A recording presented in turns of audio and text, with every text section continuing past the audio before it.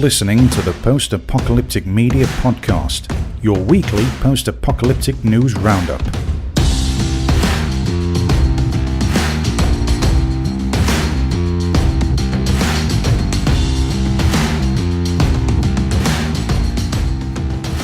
Hey everyone, welcome back to this 42nd episode of the Post-Apocalyptic Media Podcast. I'm your host, Shawn, and joining me once again is Bill. How you doing, Bill? I'm doing well. Thanks for having me again. Yeah, look at us. We're sitting here in this desolate wasteland cityscape, and we thought we'd get together and record a podcast. I mean, that's the most important thing in an apocalypse, right? Exactly. Who cares about going out and scavenging and rumbling through the wastes? Yeah. You can sit out and talk with your buddies. That's right, yeah. Well, we have a lot of news this week from the world of post-apocalyptic media. And it's funny because the reason I got Bill on here was, Bill's really been adamant about Y, The Last Man, which is a new show on Hulu, FX on Hulu. And so Bill's been watching that, and so I checked it out today, actually. I just watched it. And so we're going to talk about that later in the show. And we're going to try to keep away from spoilers. I think we can do it, right? Yeah. I think we can do it. I'm enjoying it so far, but I think it'll be fun to just kind of talk all about it. Yeah. But before that, we do have some news, a little bit of news. Mm-hmm. We have some things that are releasing this week, like Prisoners of the Ghostland is a movie with Nicolas Cage. I wrote about it a couple weeks ago, and I think it's funny. Nicolas Cage is one of those guys, you either love him or hate him. And it's funny because he's a million movies nowadays, right? Yeah, and he's like this cult classic, this cult actor now. And so, this movie is no exception. It looks like in it he plays this guy, which I think he's played this role before, where he's like this ex-con who's hired for one last deal that he gets the governor, who's this character in the trailer. They show the governor comes up and he's like, I want you to save my daughter, and and if you do this for me, you can be free. It's a really kind of a basic. Yeah, so it's Escape from New York. Yeah. Combined with something else that we'll probably recognize when we watch the eventual movie. Yeah. Yeah, it actually has a lot of like a Japanese subculture in it, which looks really cool, like a post-apocalyptic Japanese kind of a background to it. And yeah, it looks really, really cool. The visuals, like we joke about, Nicolas Cage and his cult status, but the visuals in the trailer look really amazing. Cool. I will definitely check it out. It comes out on Friday, which is the day that this will release, this podcast. Okay. And the thing is, I don't really know where it's coming out. It's one of those that's like, coming to digital. And it's like, what is that? Yeah. So we'll have to figure out where it's coming out exactly, but I do want to check it out. It looks pretty cool. Is it going to be in theaters at all, or strictly digital? I think it's coming to, let's see. I think it is coming to digital or theaters. But it's one of those that is probably in like very limited. Yeah. Let's see what I wrote about it. Yeah, it does. It will come out in theaters and video on demand on the 17th. And actually, it's already come out, kind of. It was in the Sundance Film Festival earlier this year. Yeah, so there must be reviews out there that we could kind of check out, too, yeah. Oh, yeah, and actually, some people got an early review of it, or early screening of it last week, I think like Friday maybe. And so I saw a lot of reviews about it. And the reviews were kind of mixed. I didn't really read any of them. I was kind of looking at the titles of them because I didn't want to, get spoiled. Yeah. But it seemed like a lot of people said, well, it's a Nicolas Cage movie. He's crazy, and which is good for me. I'm like, well, that makes me want to watch it even more. Yeah, and when it comes to post-apocalyptic media, I always, don't give a whole lot of credence to just general reviews because. They're looking at it from the perspective of whether it's a good movie compared to like all movies in general. And, from my perspective, I'm looking at, the costumes and whether I believe the scenario is, realistic and, more from a post-apoc perspective. So, they always get a few extra points in my book as long as they're part of the genre. Yeah. It's and it's definitely part of the genre. You know, it's supposed to be in this post-apocalyptic scenario where he has a bomb strapped to him, and he has to save the governor's daughter in 3 days. And if he doesn't, Wow. it'll blow up. Yeah. Yeah, that's exactly Escape from New York. Exactly. Yeah. Yeah. It's kind of funny. So it's but the visuals look great. I don't know. I'd be interested. I also want to see it just because I want to see how close it is to Escape from New York. Yeah. So yeah, hopefully maybe one of us will put some thoughts up on the site over the weekend. Yeah. All right, and then the next thing is we have it's an adaptation of Night of the Living Dead called Night of the Animated Dead, and this is like a graphic novel that is it's an animated version of the original. You know, was it 1968? I think it was. Yeah, I think you're right. Yeah. When George Romero. Now the cool thing about this is one of the original writers of the original John A. Russo. Sorry, John A. Russo is one of the original writers with George Romero for that original movie, and he's actually working on this animated version. Wow! So it seems. Yeah, and that particular film is actually in the public domain now. I forget why it is, and it's only 50 years old. But so I mean, I guess getting the rights to it were pretty easy because they didn't need to ask anybody for it.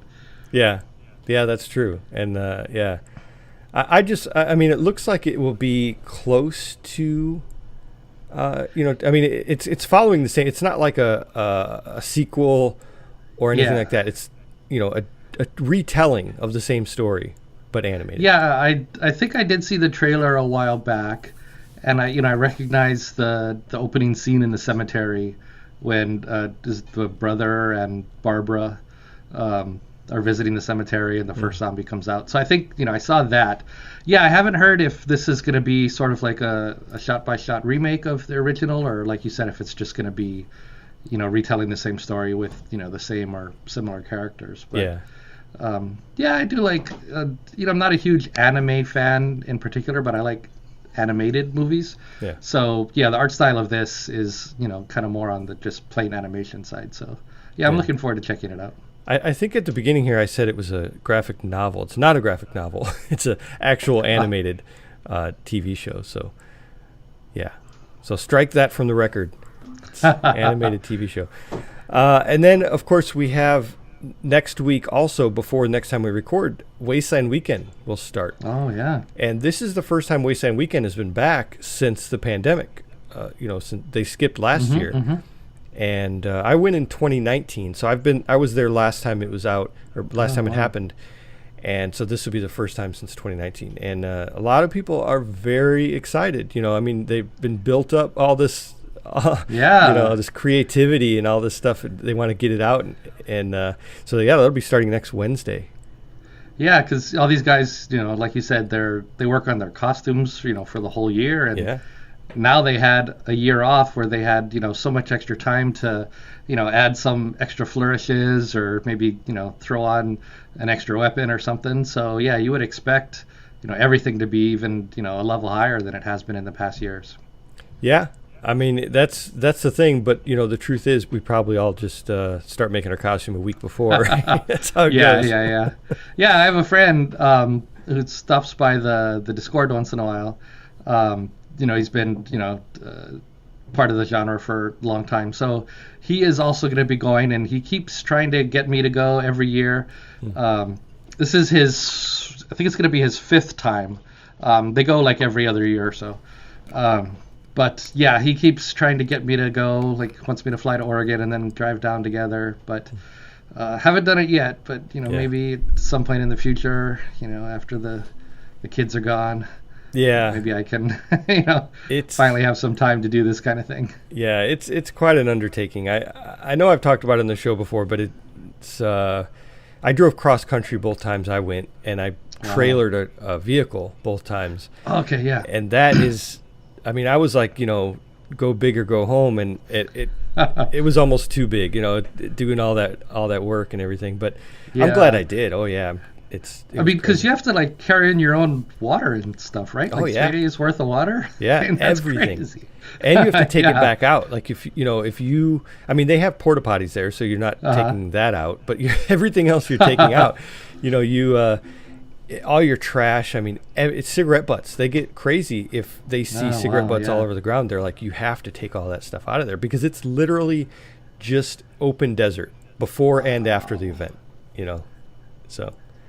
Wow, that must be pretty awesome to see, though. Like if you I know they put out calls for volunteers all the time. So if you if you do volunteer, then you can get free entry. Mm-hmm. But then to be able to see it go from just flat ground to as they're building, the walls and that one main Wasteland Weekend sign that they use in all their photos, and then see a whole city sprout up and then have it all tear down again just a few days later. That'd be pretty cool. Yeah, a lot of people who work on the set of it are actual Hollywood, set producers who go out there and build it.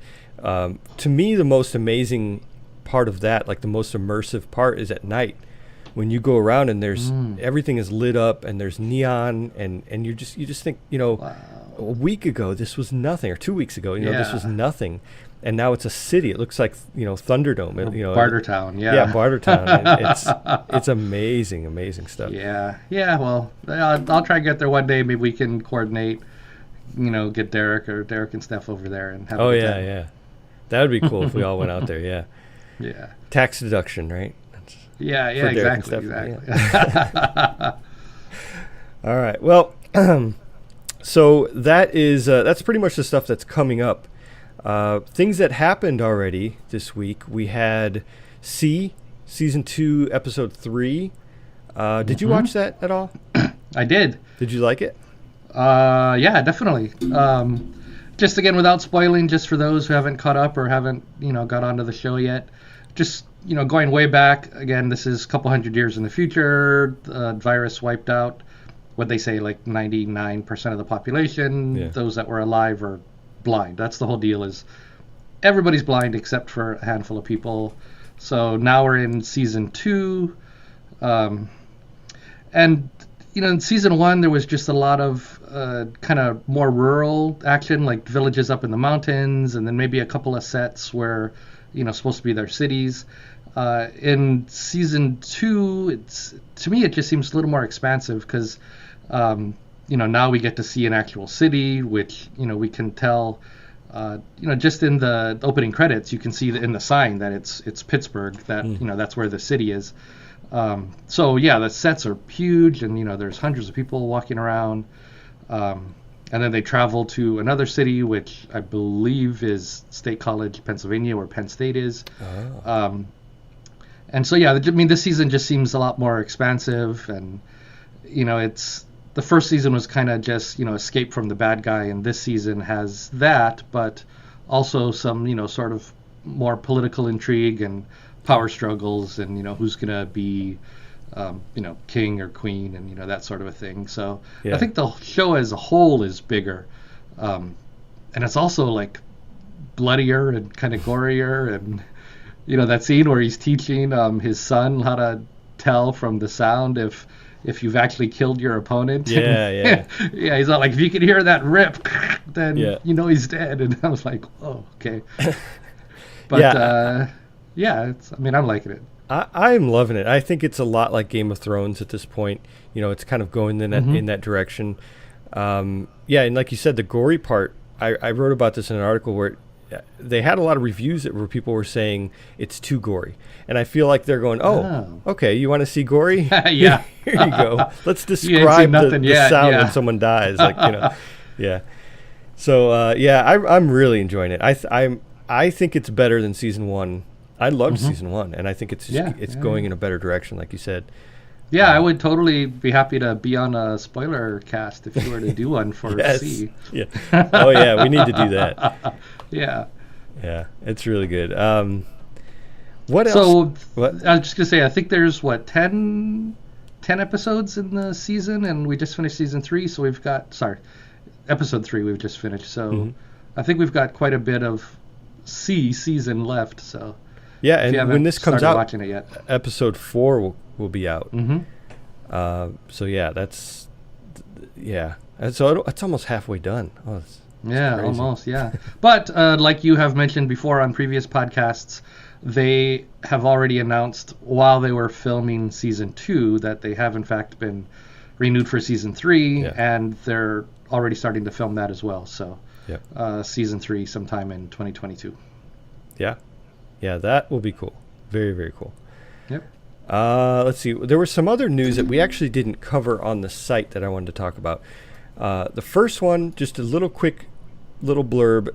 The next Mad Max movie, the prequel called Furiosa, which is supposed to cover before any of the other movies. It was supposed to come out in June of 2023, and it's actually been pushed to May 24th, which is really specific, of 2024. So we basically another year. Yeah, they haven't even started filming that one yet. Yeah. When I saw the article about the pushback, I didn't notice or didn't read enough to see if they had mentioned why, if it's just pandemic related delays, or if there's anything with the sets or the locations. Like when they were filming Fury Road, they had that problem where the desert sprouted a bunch of grass and trees and stuff, and so they couldn't film there and they had to move. I haven't heard if any of that sort of thing is affecting Furiosa, but whatever it is, hopefully they get it worked out and they finally get cameras rolling pretty soon. Yeah, I think it's just George Miller. I think that's just how he does it. But I mean, look at Fury Road. We waited so long for that, and it was a great movie. That was worthwhile. Yeah. So hopefully, this isn't going in that same direction. Yeah.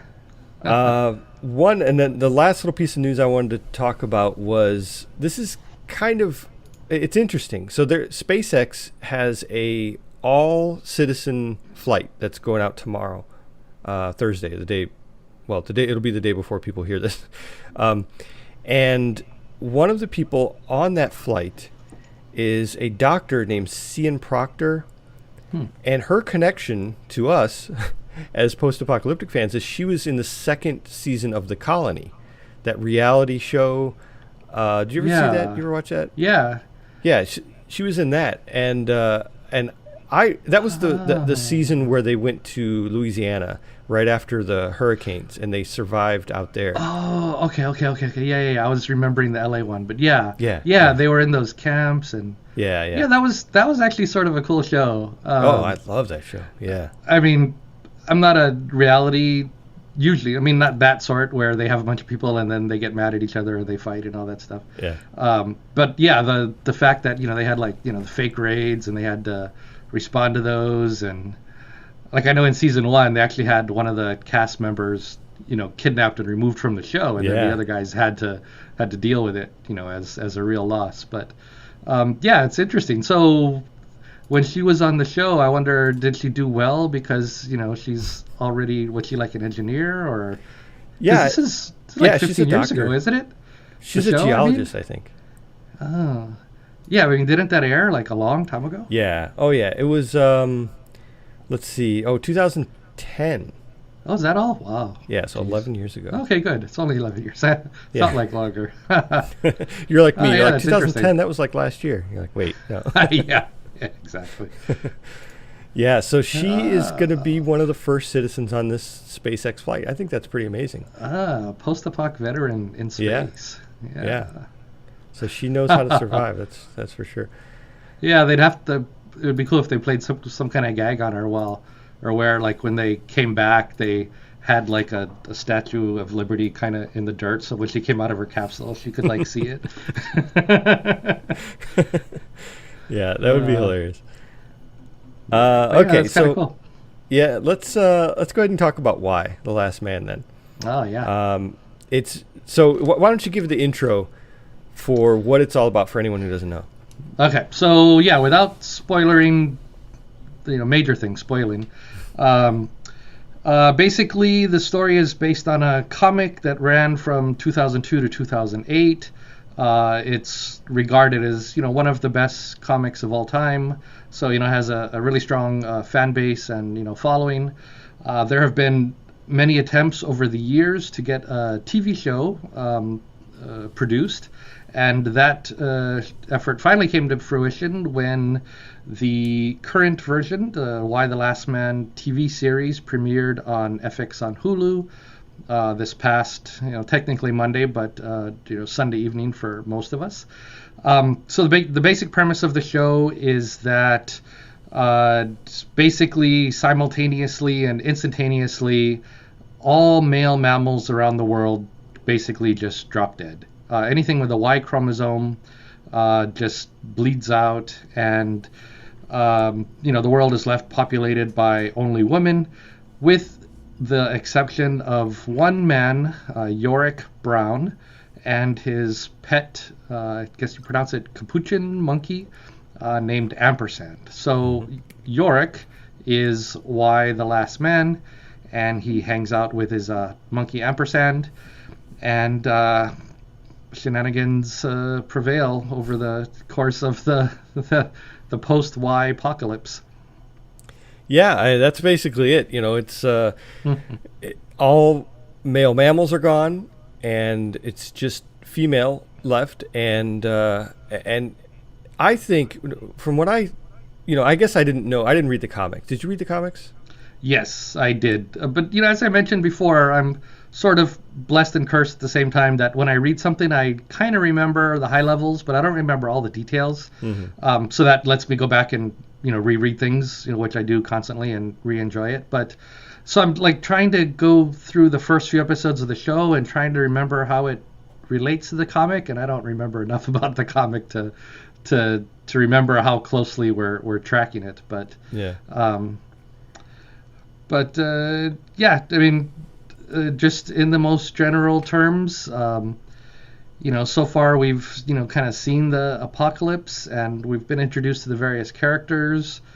We have a road trip set up, which is hopefully gonna take us to different locations around the country. And at the same time, I think one of the things that is sort of new from the TV show that was not in the comic was all of this political power struggle that we're going to see in the show, and kind of the fight over who the legitimate president is. Mm-hmm. Yeah, I've heard that there's some pretty major parts that stray from the comic.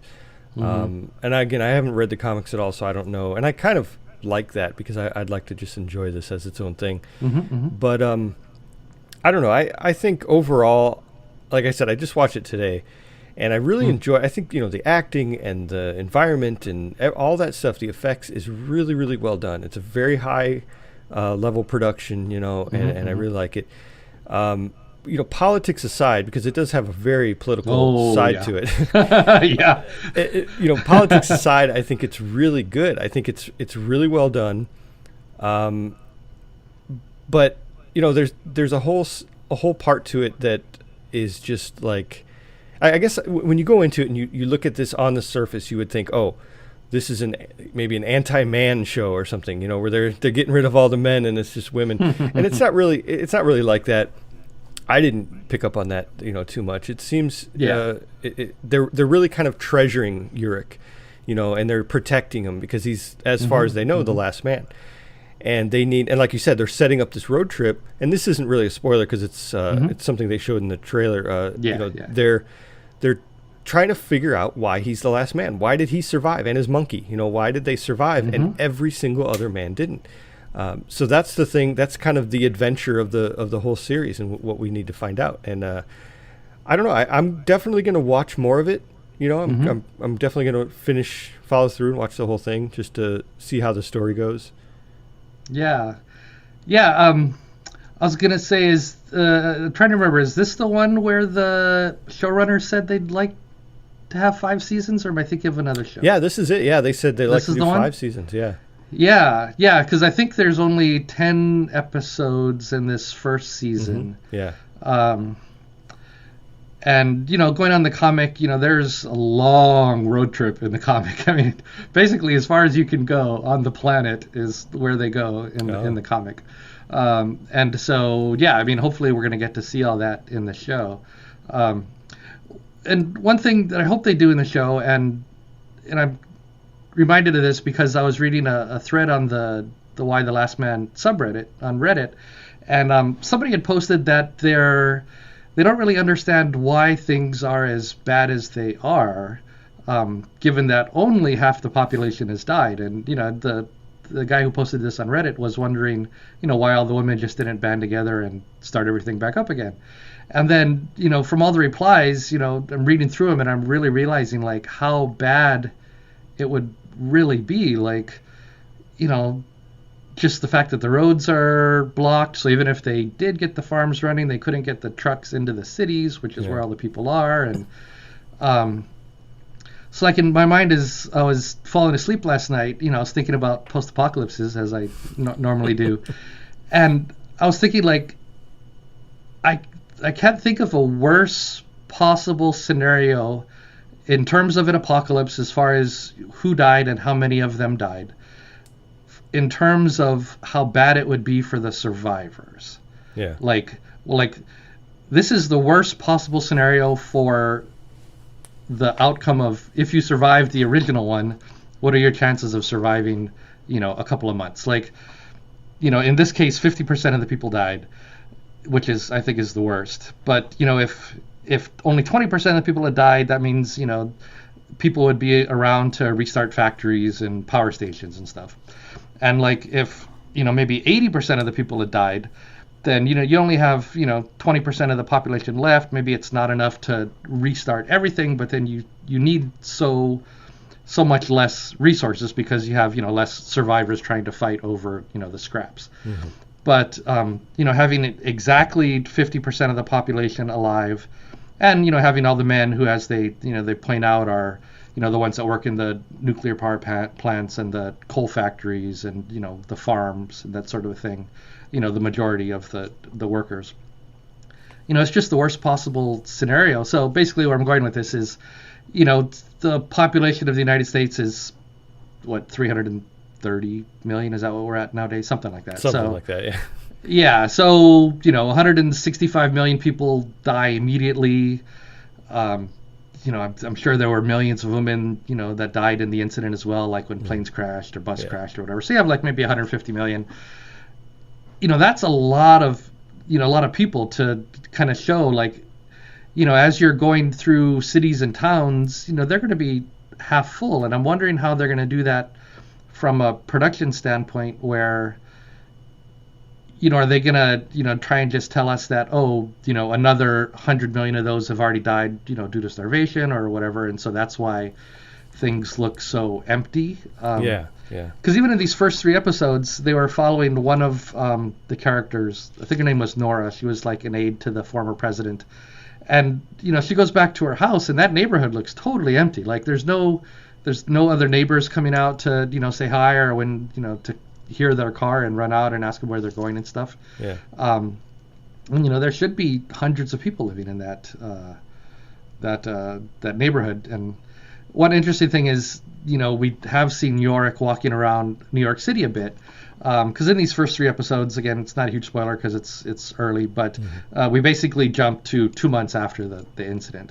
And so, he's walking around New York 2 months in the future, and it is basically empty, which you would expect there to be millions of people, still in New York. Yeah. But they do explain that they, New York is already, literally falling apart because the water table is rising without, pumps to the waters that fill up the subway tunnels, and it's undermining building foundations, and buildings are falling. And so they've been blanketing the city with leaflets telling people to evacuate.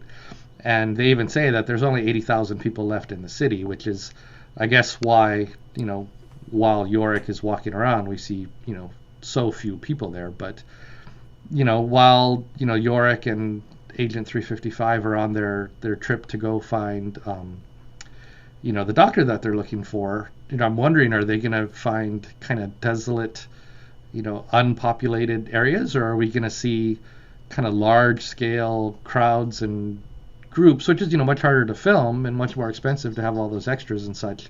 Yeah. Or are they gonna somehow kind of keep it on a smaller scale? Yeah. But yeah, I mean, they have the opportunity to go big, and like you said, it's a well produced show, so yeah, hopefully they have the budget to kind of show us some big aspects of the apocalypse. Yeah, and I do like how they explain that away, where they, the buildings are collapsing, so they have to get people out of there. They have to evacuate. But I was thinking the same thing. Like even in that neighborhood, the neighborhood scenes, they're sitting out in their car in the middle of the road, and there's no one anywhere. And you're like, there's at least probably one person left in each household, at least, maybe 2 or 3, and because where would you go? I mean, people always say they would leave the cities, but there are people that are not in the cities that don't want the city folk coming over, and if with no new food being produced other than what you can pull out of the ground, people are going to have a hard time in this world of why. So there's a lot that they could show us, and if it goes for 50 episodes, if they make it to 5 seasons, we could see a lot of cool scenes and cool scenarios. And so if you haven't yet, go out and watch it. Keep those ratings up and make sure we get future seasons. Yeah, that's kind of what it's depending on those 5 seasons, is if people like it.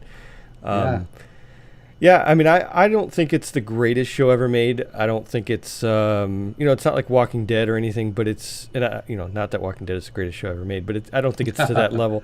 But I think it's good enough to follow through. I think it's interesting enough. It has some, even in these first 3 episodes, it has some twists and turns that that you probably didn't expect, and it makes it interesting enough to want to keep watching, So yeah. One thing, since you mentioned Walking Dead, that I do think they do better than Walking Dead, and part of it is just because we're a few years advanced, but the CGI for Ampersand is actually pretty good. Yeah. Of course I knew he was going to be CG, but when I saw the little monkey character running around, I was thinking like, wow, this is good, way better than Shiva looked in The Walking Dead, a couple years ago. Yeah, that's a good point. I was thinking the same thing, because he was originally supposed to be a real monkey, and then they decided to make him CGI. And I remember that same thing when they showed him in episode 1. I'm like, oh, they did a pretty good job with him. I mean, you can tell a little bit if you really look, but if you weren't looking, Yeah. I did look at, or I saw an article that had a behind the scenes shot where one of the producers is like crouching down on the sidewalk as the stand-in for Ampersand while Yorick is like talking to him. So that's kind of funny. Yeah. So overall, what would you, I mean, if you were to rate this, kind of these first 3 episodes out of 10? Yeah, so like you said, like if I had a choice, say they all came out on the same night, would I fire up the newest episode of The Walking Dead, or C, or another recent show like a Snowpiercer, or this one?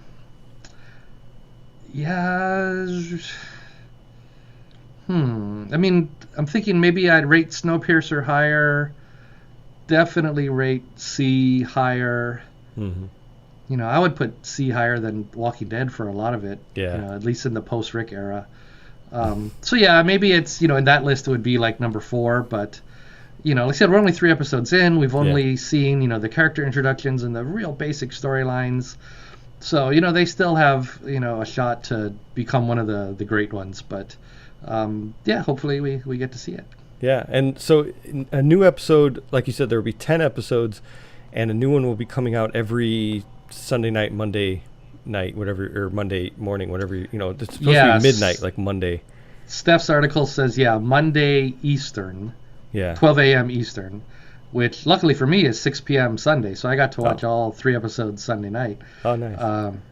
And so, so I'll basically watch them Sunday, and I did put up some thoughts on the post-apocalypticmedia.com website, and I do intend to keep putting up an article each week with a quick recap of the most recent episode and some thoughts on it. So cool. I'll be posting those on Sunday night my time. So whether you watch the episode Sunday, of course, don't come and read my article until after you've seen the latest, but come in, maybe I can give you some insights you might have missed, or drop a comment if I miss something, and then I can bring it up in the next article. So yeah, I know you're doing the same type of thing for Walking Dead, so yeah. I was inspired by your articles to start up some of my own. Yeah. Yeah, I actually, I'll sit and watch it with my wife when they come out on Sunday night, and then I'll take notes, and I'll be pausing it and writing down notes, and she's like, yeah, exactly. Can we just watch the show? Yeah, it took me like 4 hours to watch the 3 episodes that came out, because I had to pause and rewind and like, oh, did they say that? And then turn the subtitles on to make sure I heard it right, and then turn the subtitles off. And but it's what we go through to make sure that readers of the website are getting high quality content. Yeah, there you go. That's exactly right. All right. Well, I'm going to do, speaking of that, I'm going to do a separate podcast just for The Walking Dead like I did last week. And I'm just going to talk about the latest episode, which is it's the one that it's on AMC Plus. So it'll be like 1 week ahead of, if you don't have AMC Plus, which I think is 5. So I'll be doing that one right after this, recording that. So look for that as well. But I want to thank you, Bill, for coming on the show. It's great, always great to talk to you, and especially about when we can talk about things we love like this, right? Exactly. Yeah, it's a great time. I'm happy to be here. All right. Well, thanks everyone for watching. It's another, we like to keep these probably under 45 minutes, and I think we've been doing pretty good at that. So thanks everyone for watching. Check us out on post-apocalyptic.com. We're on every kind of social media you can imagine. So check us out there. And as always, stay alive out there and always be ready for the big one. Thanks, everyone. And have a nice apocalypse. Yes, nice apocalypse.